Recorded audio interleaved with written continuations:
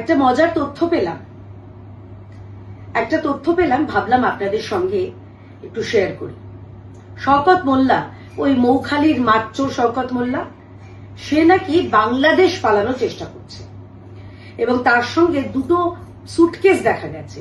তা সেই সুটকেসে টাকা আছে না জামা কাপড় আছে নাকি মাছ আছে আমি জানি না, কিন্তু শওকত মোল্লা সঙ্গে দুটো সুটকেস দেখা গেছে।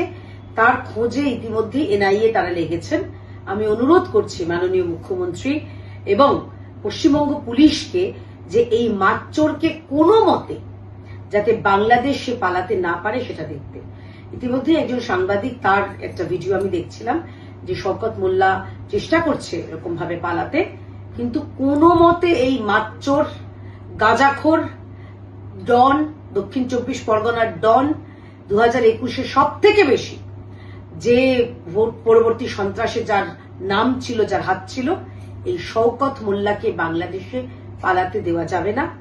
যারা দেখছেন এই ভিডিও, সেই সমস্ত মানুষদের আমি অনুরোধ করব আপনারাও একটু চোখ কান খোলা রাখুন, কারণ উত্তর 24 পরগনা আর দক্ষিণ 24 পরগনার যে সংযোগস্থল, সেই জায়গা থেকে এই চোরটা শওকত মোল্লা পালানোর চেষ্টা করতে পারে।